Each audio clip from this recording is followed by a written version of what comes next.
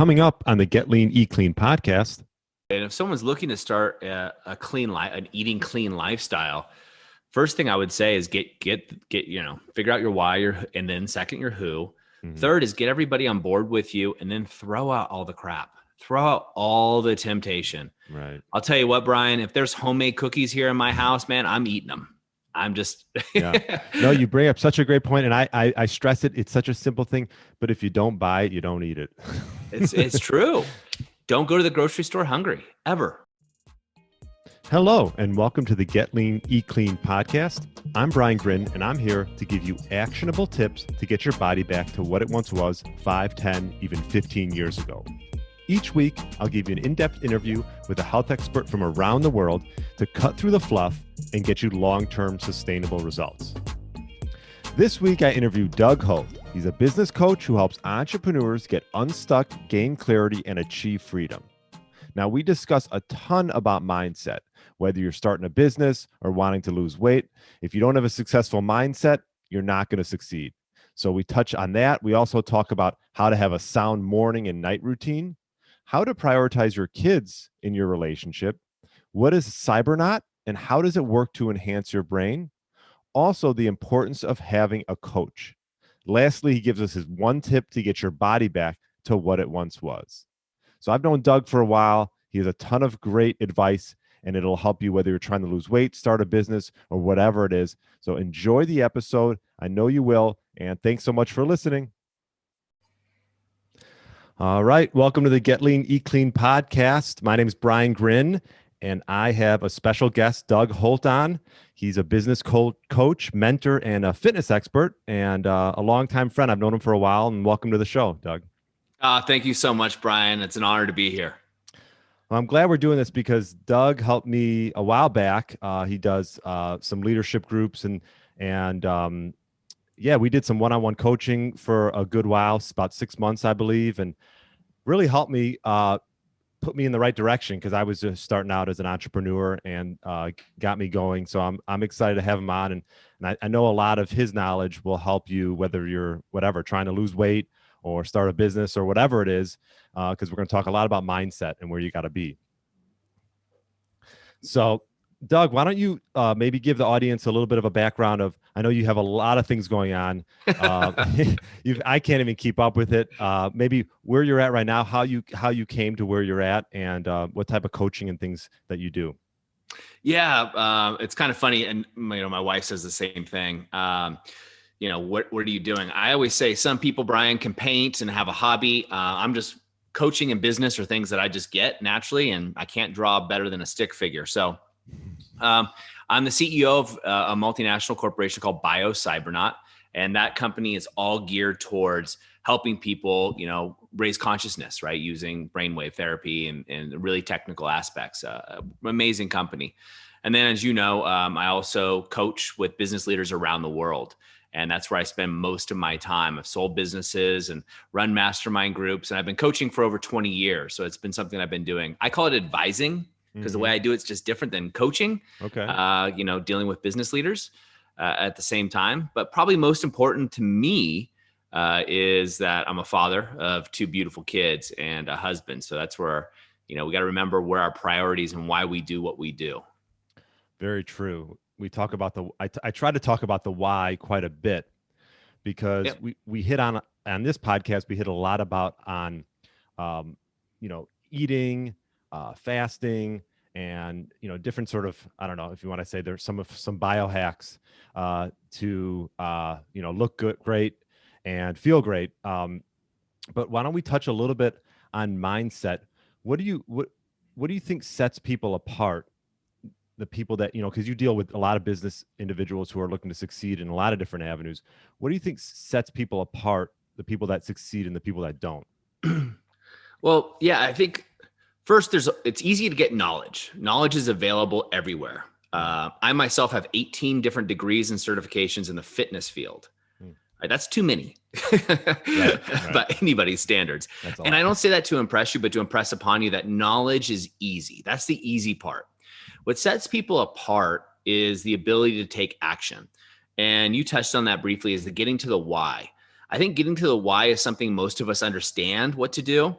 And as you know, when I'm working with somebody, whether it's a business leader in the UK who's got a 9-figure company that they're working on, to somebody who's just starting off in their business and launching and really looking to kickstart, it's not just the why we do it. So same thing with weight loss or gaining muscle or regaining energy. It's also the who, right? Who is this going to affect above and beyond ourselves? Because you, like me, Brian, we lie to ourselves. We let ourselves down. That's human nature. Tomorrow is when I'm going to fast. Tomorrow is when I'm going to run. However, as you know, I rushed to get here to be on this podcast because I didn't want to let you down, right? So my who is my ability to achieve is better when I know my who, right? Don't let Brian down. Be there for Brian. I'm not going to let him down. And I know you're the same way. And most of you listening, you don't let others down. However, we let ourselves down. And it's a lot easier to cheat on the diet, to skip the workouts when we're just doing it for ourselves, because our ego steps in and makes justifications, right? I mean, how many times do you make this? I mean, I know you well enough to know that you could pull out scientific literature on why you don't need to go work out today because of rest. And, hey, actually, when you think about it, cortisol levels are going to be raised, et cetera, et cetera. And what I found is the smarter someone is, the easier it is for them to make excuses and justifications. So it's almost like intelligence works against you. That makes a lot of sense. I think that everyone deals with it, right? No matter the level or how successful that individual is, this self-talk, this internal self-talk about, whether you could do something or you can't do something. And you bring up a great point in the sense that if you don't want to let other people down, right? And I think the important thing about that is getting a coach or getting maybe accountability partner, because if you have a workout partner, it's a lot, or you have like nowadays you have a Zoom appointment or a Zoom session with to go through like an hour session with a trainer. You're not gonna like just not show up, right? And I think that just leads to how important it is to have a coach. Well, it is, right? Because again, it's easy. It's just like getting out of bed, right? I have 2 wonderful kids, as I said. One's 11 months old. And it'd be easy for me to hit the snooze alarm and not get up early in the morning. It'd be easy for me to do all those things. But because I know I got this beautiful girl that's going to wake up, around 6 a.m. or 7, and I have to get my workouts and morning routine in, I get up early because I'm doing it so I could spend time with her. However, if I didn't have that accountability, I wouldn't do it. Now, the same thing goes with a coach. The people I work with coaching, right, that they're making a significant investment in capital and in time to work with me. And it's not because they're stupid. They're extremely intelligent. Right. It's because they get the fact that they have to check in. Someone's going to hold them accountable, and someone is going to, basically not listen to their BS and not put up with their excuses. And I mean, you know how I am. I don't put up with my stories or other things. I cut right to it quickly. Right. And having a coach, whether it be intermittent fasting or otherwise, or at the gym, right? When COVID lifts, find a workout partner who's more motivated than you. Doesn't have to be someone smarter than you, just more motivated. So you just show up. Getting the basics is the key.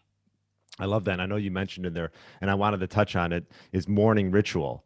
And I'm big into that. I ask a lot of my guests that. So let everyone know what is your morning routine like, and how does it set you up for the rest of the day? So yeah, I've been doing morning routines before they were popular. So mine, at this point, because I do have an 11-month-old and a 3-year-old, my morning routine ebbs and flows. I also do a lot of business in Europe. So obviously there's a big time difference. I'm on the West Coast of the United States. Right. But to answer your question, and so, I don't want to leave everybody. I always spend time journaling, right? So a practice of gratitude, I think, is critical. And it's something I have everybody I work with go through.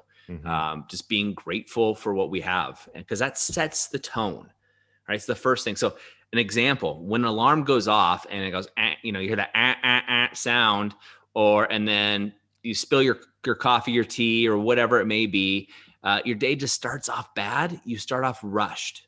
So what I like to do is set up for success, and starting off with a journaling practice that I do, a gratefulness practice, something we call the Alpha Rise and Shine with a group called the Powerful Man is what we do. Some visualization or meditation. I always read or learn something in the morning. Mm-hmm. And I've always moved my body. Now, there's a variance between these. There's a list of about 50 things that I pick and choose from depending on what I want to do. Right. But the key here, Brian, is I pre-plan those. I don't just wake up and go, what do I feel like doing today? Because I'm always serving the higher me, the Doug of December of 2021 rather than the Doug of today, right? Because Doug today might want to go eat donuts and go back to sleep and watch Netflix. That's not going to serve me next year. So, or my family or the people that I want to help. Yeah, and obviously having two kids, I knew you when you had one, and now you have two. And I think a lot of individuals maybe use their kids as an excuse Oh more yeah. so than a reason to do things. And I love how you say you get up earlier. My example of that, I don't have kids. I'm Doug. I don't know if you know, I'm married. I'm expecting a boy in the end of June. Congratulations. I've been stalking you on social media. Yeah. So I'm already prepping myself how I'm going to, go through and change like my morning routine. But I do have two dogs who like to get up and go. So I just try to weave them into my morning routine and not necessarily use them as an excuse. And I'm sure you maybe run into that with a lot of your clients is they have these things or these, when I just say obstacles, and they want to use those as an excuse more so than a reason why they should do things. Yeah, 100%. And look, I do it too. Right. I'm as human as anybody. Yeah. Just knowing something doesn't mean I do it all. However, it's all a matter of priorities. Right. So when I'm working with a client, right, first thing I do is, what do you want to do? Let's figure out what your goals are. Then show me your calendar and I'll show you your priorities. Everybody, I don't care. Everybody says their relationships are number one. Just everybody, right? They want to make money. They want to do all these things, but relationships. Now, it all starts with your relationship with yourself. That's the first and foremost. If going through. So show me your calendar. I'll show you your priorities. And for parents, right? If Brian, when your beautiful boy comes into this world, sleep is going to be non-existent, my friend. So those are, you got to love yourself enough to give yourself grace, right? During this time. However, you also get to do something. There's tons of exercises you can do with your kid, lifting your kid up and doing shoulder presses or squat thrusters with your kid. Your kid loves it. They're laughing. And you're getting a great workout. You can do it with Tabatas, right? So 20 seconds on, 10 seconds off for 4 minutes. Right. For me, I go to bed early and I wake up early. I put my kids to bed, spend some time with my wife. So we're always connected. So we don't have to go through counsel. We just stay connected. Right. And then go to bed a little earlier, right? I'm not going out to the bars partying. I got kids at home and everything else. So I go to bed earlier and I get up earlier, and that gives me my quiet time, my time to work out and do intermittent fasting and whatever else I want to do, and to make sure that I'm on point. Yeah. Speaking of intermittent fasting, what type of things? I know you've been involved in the health and fitness industry for a long time, maybe more so back then than now per se. But Yep. what are the type of things that you do on a day in, day out basis, whether it's fasting or eating, to help stay in shape and be on top of things? I do my best to eat clean, right? Yeah. I am not perfect. I am far from it. You and I used to always joke about apple cider vinegar, right? Especially in a measuring cup. Okay. Yeah. The Pyrex glass. Mm-hmm. I do things like that. I'm experimenting with my body, seeing what works, ebbing and flow. I eat fairly clean. I don't eat keto. Sure. I don't really have a categorized nutrition basis. I do intermittent fasting most of the time. Mm-hmm. I think there's a trend here, right? Everything I do is most of the time, not always. Yeah. Today I did a really intense workout, so I have a little bit more carbohydrates, right, for a glycemic push, right? I want glucose into the bloodstream to repair my tissues, and so I'm not falling asleep as I'm talking to you because I have nothing. Yeah. I don't do ketogenic diets. It hasn't worked for my body. Sure. And I think that's really important aspect for people to really realize is not everything works for everybody.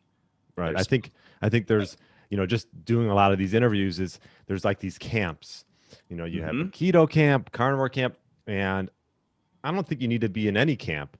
I think you sort of have to learn to be aware and to sort of listen to what your body needs and wants. And that's not to say that, if you get a hunger craving, okay, let's just go start eating, right? Like, if you talk about fasting, yeah, one of the big things that fasting's done for me is I'm more aware of what hunger is and what it isn't.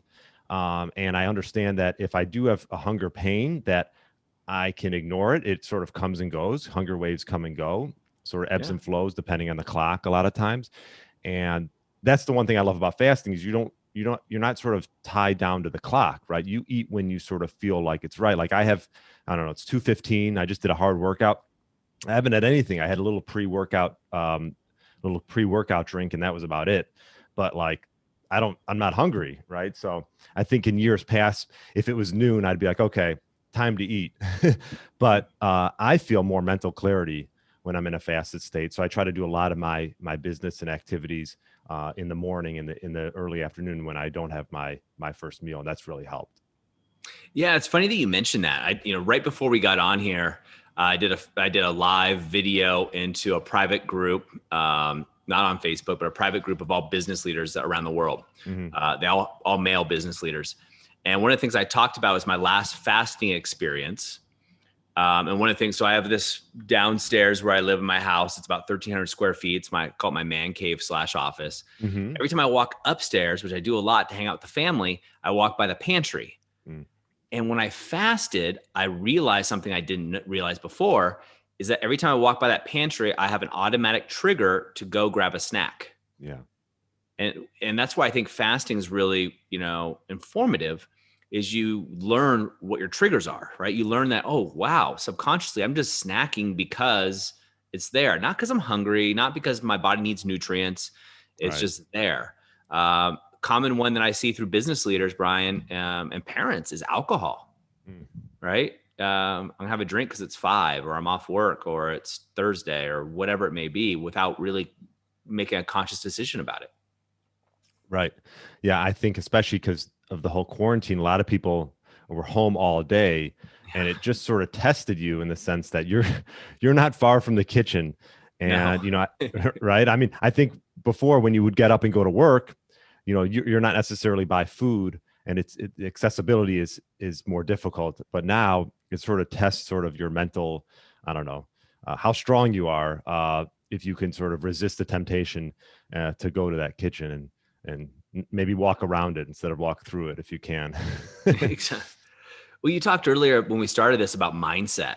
Mhm. And I think what separates successful people from not successful is a couple of things. Like you said, get a coach, right? The most successful people all have coaches. I have a coach, always have. Well, since I've been in before my 20s, I guess you can count athletics, Yeah. but get a coach. Someone that can see your optics and be honest with you, not a friend, but someone who's going to be direct. 2 is, successful people try to figure out why they do things. What are the patterns? What are their triggers? Right? Why are they doing Right. what they're doing? Intermittent fasting. Why do you want to intermittent fast? Is it for, the great principles of, reducing cancer risk, right? Or, replenishing cells, or is it weight loss? Right. Uh, and then, figure out why it is you eat 3 meals a day, or 6 meals a day, or 1 meal a day, or, what have you. Or why do you follow a certain dogma of keto, carnivore, paleo, vegetarian, Right. etc. And then with those optics, you can start making conscious decisions. Yeah. No, I love that. I mean, one of the things I wanted to also touch on was it was a topic, and I don't fail to mention that you do have 2 podcasts. You co-host one called The Powerful Man Show, which I definitely want to check that one out. And one of the topics you guys touched on, which I think would run true with this audience and speak to them, is why your kids cannot come first, and so perhaps maybe touch on that and why that's so important. Yeah, sure. So first, the Powerful Man Show is a show dedicated to helping married businessmen, especially married businessmen with kids. Mhm. So welcome to the club. Not because we don't like women, because we love women. And by helping ourselves and helping men, we are able to help women. And guess what? I'm a guy, so I can relate really easy, Yeah. because I coach a lot of really high-end women. So why your kids don't need to come first? Well, the reason I was talking about it was in a relationship. So typically what happens when you have kids is, first of all, the woman's getting a lot of oxytocin in her body, which helps with bonding. The male doesn't get as much. But anyway, point being, as kids go up, typically both parents seek love from the children, right? So that's what we were talking about the most. Mm-hmm. And then the couple starts to divide, right? Until the kids leave. And then all of a sudden the husband and wife look at each other and go, who are you? Right. Very common. But also what gets to happen is you get to take care of yourself first. If you don't take care of yourself, you're not going to be able to take care of your children in a full way.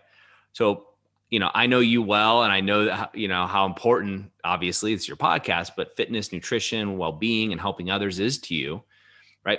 You'll set an example for this little boy you're bringing into the world of how important that is for him, right? Kids are always watching. They're like parrots, right? They just repeat everything you say and do. Mm-hmm. So by taking care of yourself first, then I believe you take care of your relationship second, and then third, your children. And it doesn't mean you neglect your kids, you're a bad parent. Right. You're setting the example. You show up with a full cup, everything that you have. And that starts with self-care, which part of that's nutrition, biggest part actually. Another part of that's movement, moving your body, whatever you choose to do, from CrossFit to power walking, everything in between. Yeah. Right. And then you talked about morning routines, right? I do a morning routine, an afternoon routine, and an evening routine, right? I just know it sets me up for success, and I can show up as a better father for my children and show them a role model of, hey, you get to love yourself, right? And that starts with dad gets to love himself as an example, so you can see and then you can witness it. Yeah, I love that. And you talk about routines. It's so important. Maybe let's touch on night routines, because setting yourself up for a successful sleep is probably, I talk about principles of health. I would say that's number one. If you're not getting quality sleep, actually, I just got a Whoop. It's on my wrist here. But anyways, and the biggest thing I think it does is, oh, there you go. So it's an Aura ring you have on. Is that? Yeah. Yeah. And so I just was curious because I wanted to see how my sleep was. I can usually feel the next day or the 2 days after if I slept well, but more, I just wanted to see some data behind it. But why don't you touch on your night routine and how that sort of sets you up to have a great night's sleep? Yeah, it's funny because we didn't talk about this, but I pulled up my evening routine because I was to print out a fresh copy so I could just have it, because I forget stuff, right? It's just yeah, right. So actually, I can read it off to you. Great. Unedited, and I'll edit out, I think. But the first thing I make sure I do is right before bed is I drink a large glass of water with lemon in it or with green juice, right? Okay. Set my body up. For me, I write a post, right? Because it's part of what I do for my target audience. I take evening supplements to help supplement my diet and also to aid in sleep quality, which I found really works well for me. Okay, like a melatonin or something like that? I do take melatonin, but not every day. So I'll take something, different supplements, depending on what I'm trying to achieve. So right now I'm taking the Qualia evening, and I really like it. It's got L-theanine, and you actually take it at dinner time, not before you go to sleep. Okay.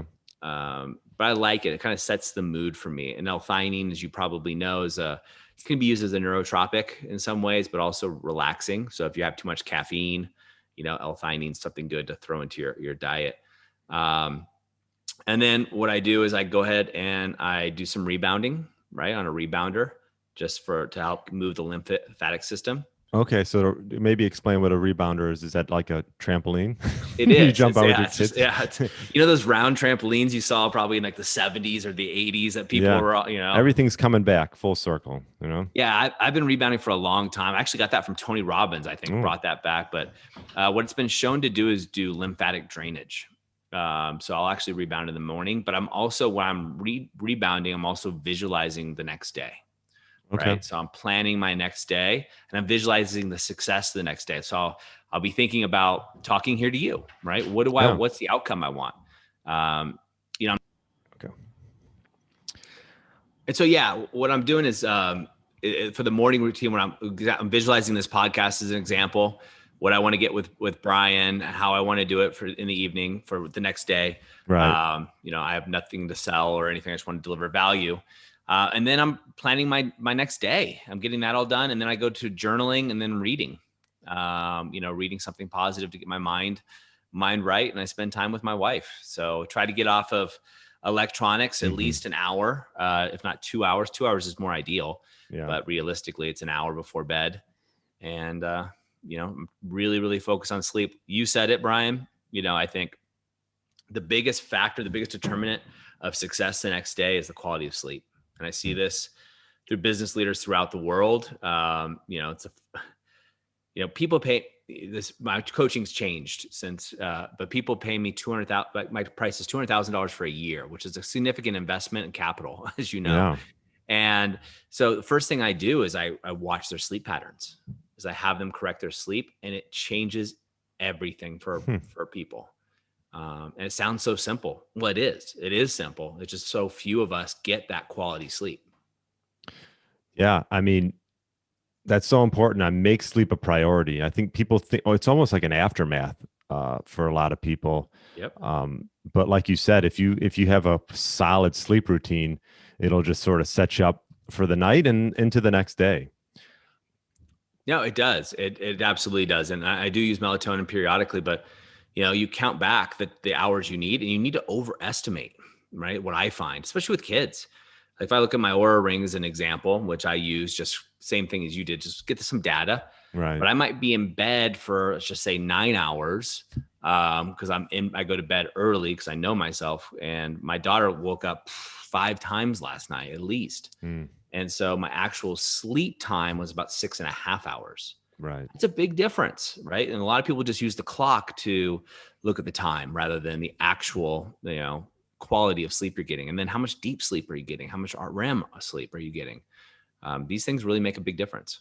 Oh, yeah. Especially weight loss. Yeah, for sure. Yeah, that could be the sole reason. I mean, people can come and they want to lose weight, and they're like, well, what should I eat? Should I start fasting? Well, if you're not getting your sleep right, it doesn't matter. It doesn't really matter. All the other stuff doesn't really pertain. Get the sleep in order first.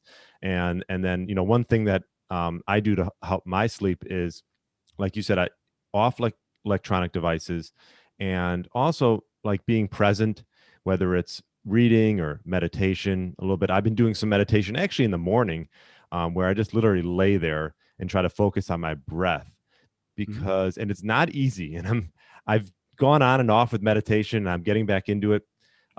It's not an easy art to take up, and you have to sort of like ease your way into it. But I've been trying to lay there for 10 minutes and focus on my breath. It's you realize how much your mind will just wander. And it's okay, right? It's okay for your mind to wander, but I think the more you do it, the more you realize that if you just really get honed in on your breath and not have all these 1,000 thoughts going on, it sort of centers you for the rest of the day. Yeah, it really does. And I get all my clients on meditation. I do a lot of biohacking with my clients. But I start them off usually with guided meditation or even Vipassana, which is a little bit more active, right? You're focusing on the breath in one area of your body, like right. Feel the breath hit from your nose to hit your lip. Since you're focusing on that, you get less of the monkey mind coming out. At least I do. And let's touch on. I've always been intrigued by. I know you're the CEO of Biocybernaut. Yep. And I actually was taking a look at it last night, and you have like a 5-day, a 7-day program. And I'm all about like things to enhance your mind. I think it just gets overlooked. Tell me a little bit about that company and what kind of value that brings to the people that use it. Yeah, well, quite a bit. So Biocybernaut was founded by Dr. James Hart. He is a pioneer in neurofeedback. So this isn't like neurofeedback machines you see on the market. He's got the most sophisticated technology in the world. And the reason I became the CEO is I went through the training and said, wait a minute, I want to know more about this, because it's life-changing work. So people come for usually one of 2 reasons. One is we have people who are looking for the edge, right? So what Biocybernaut does, to give you an idea, is Dr. Hart's got protocols. You go in there, so let's just say the 7 days is the most common, and they hook electrodes all over your head, right? It looks crazy. And they walk you through it.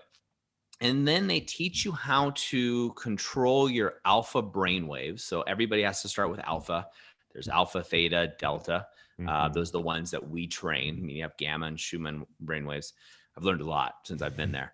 And so you learn to train your alpha brainwaves, which is the brainwaves used to control anxiety. It's more of a meditative state, critical thinking, Mm-hmm. and you're able to increase them.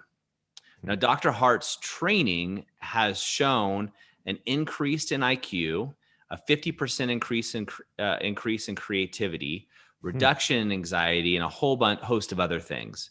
Right. And this is all scientific backed. Some of this is double blind, peer reviewed studies at Stanford, et cetera. So this is not hocus pocus. So people come for two reasons. One is to get the edge. So it's business and political leaders typically to come to get the edge. When I went through my first training, we had a partner of Microsoft that was in my training, to give you an idea. The other reason people come is to get rid of trauma or reduce anxiety or something along those lines. We have people, common things are, they don't do drinking or doing drugs again. Anxiety is gone. Paranoia is gone. These are just there's some of the things that happen because the alpha brain waves, and it's permanent. Like Dr. Hart had done a study that was funded by the government, and they checked people back double blind again for 1 year period. That's when the government study was granted for, and everybody had literally permanent increases in intelligence, IQ, creativity, EQ, etc. Which is really cool. So it's like going to the gym and you're lifting weights, so your muscles are getting stronger. It's not easy. Let me be real clear. It's not easy. And is this something you went? I mean, I know when you went in person. Are they still doing it in person with everything going on, or how's that work? We are doing it in person. There's a lot of safety and health protocols. We're doing it in person in Germany, right? So we have a location in Germany and also in Sedona, Arizona. Okay. Yeah. And so it's like it's like brain camp. It is like brain camp. And again, it's like going to the gym. The 7 days you're in this dark chamber, and your brain waves are connected to sounds, oboes, flutes, depending on the frequency and where it is. And you pick a few areas. And once you learn to increase your alpha a little bit, you start to keep increasing it and keep increasing it. And typically people have breakthroughs. And then all of a sudden it's like, I get it. And they're able to increase their alpha brainwave abilities, which is their critical reasoning, their thinking. Tony Robbins says it's one of the best things he's ever done. We just did a thing where Tony Robbins has been coming, Dr. Michael Beckwith. These are the types of people that I'm just listening. People might know Michael Jackson's been in, et cetera. This is kind of the biggest hidden secret. And Dr. Hart just never really promoted it. So people were kind of in the know, knew about it and would go. And others just don't. I believe Tony Robbins recommended all of his coaches that this is one thing you have to do. It's because of the life-changing things, but it's not easy. Again, it's not for the faint of heart. You want to really put your work in, but the benefits are absolutely amazing. Wow. And do you get some athletes that come in there? I would assume so. Yep, yeah. Absolutely. We've had Dr. Hart's had guys in NFL, Olympics, et cetera. Again, looking for that edge to get there, because you talked about getting your mind right. This is a way to increase your brainwave frequency, not just your intelligence, but guys like me, Brian, I could use all the help and IQ I can get, right? And creativity for that matter. But it's really kind of getting that edge and getting that clarity, because when you're in a state of alpha, it's kind of that Zen-like state that we all get, the flow state people talk about in biohacking. Flow state, right? Right. I just attribute it. I think about golf. A lot of golfers come in, right? Yeah. Because anxiety, you can't hit a good golf swing if you're anxious or anything else. You can't do anything well when you're anxious. Well, I think that's the ultimate search when you're playing a sport, whether it's professional or not, is getting into that flow state where it's almost like you don't even realize your surroundings, and things comes, like the hole or the basket looks twice the size. And I think that's like the number one pursuit when you're playing, whether it's golf or whatever, is to get into that flow state. And it's very fleeting. It is. And, we don't have as many athletes that come in, I would say, than people that are looking for growth, right? Coming in through there.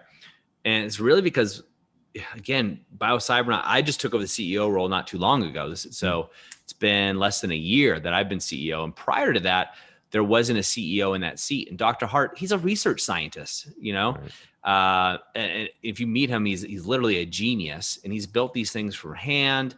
I mean, literally soldered wires, and because this technology just didn't exist. Mm. And he's been doing it for over 40 years. So yeah, I highly recommend it. All my personal coaching clients go.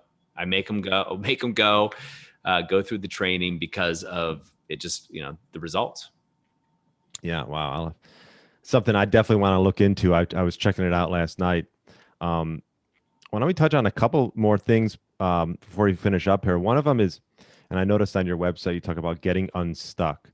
I Mm-hmm. think this is a common thing, and I think for individuals, whether it's weight loss or putting on muscle or whatever it is, what are some of the tips and things that you've gotten and learned through the years to help people get unstuck?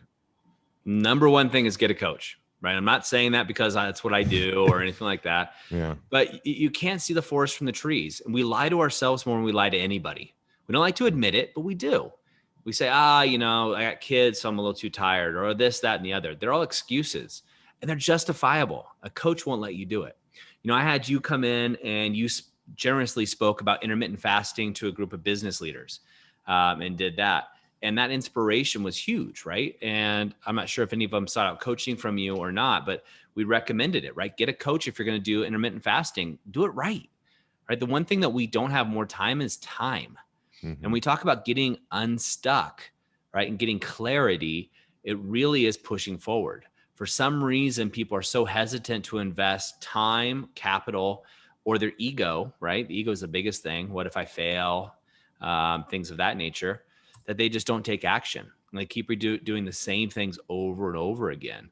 And so, again, number one thing by a long shot is get a coach, because they're going to help. A good coach is going to help you see optics, right? Coaches come in all shapes and sizes, all experience levels and qualities, but invest in that and make sure you're progressing.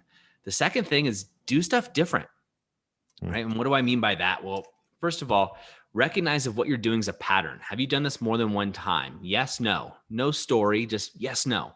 Those are only check boxes you have on this question, right? If you say yes, the next question is, does this pattern serve me? Yes, no. Not, it serves me sometimes. It doesn't. No, you only get the yes and no's in these questions, right? And if the answer is no, the pattern doesn't serve you and it's happening more than once, then you need to do a radical change. If you don't know what that radical change is and you don't have a coach, or the coach isn't going to help you with it, then just change, do something. If you're doing vegan, do keto, right? Or do carnivore, right? Go to another extreme and try it. Because what you're doing is not working. So you got to throw out the ego of that you understand and you know what's best. Yeah, I love that. And you talk about getting a coach, and if what you're doing, whatever that is, does it serve you? And I had an interview with a guy, and he mentioned sort of the same thing. If you're going to the cabinet, to the pantry in the kitchen, and you take a deep breath and you ask yourself, is this serving me? A lot of times it doesn't. If you're going to have that junk food, that's not to say that you have to be perfect, right? But if you're trying to change something and change a habit, I always say, especially with my clients, is especially for that first month or two, is you got to sort of go cold turkey in a sense, or go clean and stick with it for a decent period of time. Because, like, for example, myself, I've been eating clean for a while and fasting and doing these things. If I cheat, it's easy for me to just go right back into the good habits that I had. But if I've only been doing it for a few weeks and then I go back and start cheating, it's going to be very tough for me to go back into into eating clean and doing the right things, I would say. Absolutely. And if someone's looking to start a clean life, an eating clean lifestyle, first thing I would say is get figure out your why, and then second, your who. Mm-hmm. Third is get everybody on board with you, and then throw out all the crap, throw out all the temptation. Right. I'll tell you what, Brian, if there's homemade cookies here in my house, man, I'm eating them. I'm just, Yeah. No, you bring up such a great point, and I stress it. It's such a simple thing, but if you don't buy it, you don't eat it. it's true. Don't go to the grocery store hungry ever. Right. Unless you're Brian Grin and you got the discipline. If you're Doug Holt, you don't, right? Go have a healthy food, be full, have a grocery list, go with your mind, go with Doug 2021 in mind, and don't go with Doug 2020 because that guy's coming home with cookies. Yeah. Yeah, I agree. People people would come over, they'd be like, God, there's not much in your place, in your kitchen. I go, yeah, there's a reason for that, right? Like I know, and not to say that I couldn't abstain from foods, but if it's not there, it makes your life that much easier. Yeah. Well, it's one less decisions you have to make. You look at, Right. Einstein or, Steve Jobs, a lot of these people, right? They limit their wardrobes, right? So there's less decisions. You have a finite, I don't care how smart you are, you have a finite willpower and a Mhm. finite ability to make decisions. You have a cap. It's been proven. Science has proven it. So take the guesswork out of it. This Right. is the reason at the end of the day you eat crappy foods. The reason at the end of the day you drink alcohol and not at 6 a.m, right? I call it 6 a.m, Doug is the cleanest eating, no drinking, nothing. Great guy you've ever met. 6 p.m, Doug wants some nachos, a beer, and wants to sit on the couch and watch football. Right. But oh Temptation. yeah, Right. Yeah. yeah, it's absolutely temptation. I know clients of mine have gotten rid of couches, right? Because Just, hey, yeah. they're making big decisions. Some are political leaders, and they're making big decisions every day. They got to really move the needle, and so to limit the temptation, to limit the amount of decisions they have to make, to get rid of their couch so they don't sit in front of the TV, Hmm. right? Instead, I have them foam rolling and doing movement patterns. Right. Then that puts them in a better state. They'll get the couch, again, 3 months, 6 months later. Yeah, I love that. And one of the questions I asked a lot of my guests, and I'm sure we've touched on some of it already today, is what would be like one tip that you'd give an individual, middle-aged individual that's looking to maybe get their body back to what it once was, maybe 5, 10, even 15 years ago? Start with the basics. Okay. And the reason I say this is, I've been in the fitness space, if you count, now, which I'm not really in it, but even before, over 20 years. Hmm. Everybody wants to know how much zinc I should be taking, or, what should my macros be, Doug, or what look, you got to strap on your shoes and go for a walk. Yeah. Start there, right? You don't need to worry about your micronutrients at this point. You just need to do something. Stick to the basics. There's certain basic things that almost all fitness people and nutrition people, all agree upon. Now there's always fringes, but drink lots of water, get lots of sleep, right? Eat clean foods. Even if you're a vegan, people are going to tell you to eat clean vegetables, right? If you're a carnivore, they're going to tell you to eat clean meat, Hmm. right? Not processed. Right. These are all things that everybody seems to agree upon. Just stick to those basics and you'll be fine. Yeah, I love that. If you keep it simple and you stick to the basics, it's a lot easier to follow, right? Yep. As Oh, opposed to 100%. just there's, like you said, there's information out there. It's so abundant. It's easy to get confused, and when you get confused, you don't take action. Yep. And work with Brian. Brian is an amazing coach. And I'm not just saying this because it's your show, but you are, man. You're a great coach. And anybody that's on the fence and thinking, should I, shouldn't I? Take action, guys. You don't have tomorrow, right? I mean, excuse me, you don't have yesterday. You have tomorrow, and Right. don't live in Groundhog's Day. I love that. Well, Doug, this has been good. We've hit on a lot of great things surrounding mindset, eating, and sleep, and etc. So I really appreciate you coming on, and looking forward to staying in touch in the future. Absolutely. And again, congratulations to Thank you and you. your beautiful wife. It's very exciting stuff. So love what you're doing, Brian. Thanks, Doug. Appreciate it. Got it. Thanks for listening to the Get Lean, Eat Clean podcast. I understand there are millions of other podcasts out there, and you've chosen to listen to mine, and I appreciate that. Check out the show notes at briangrin.com for everything that was mentioned in this episode. Feel free to subscribe to the podcast and share it with a friend or family member that's looking to get their body back to what it once was. Thanks again, and have a great day.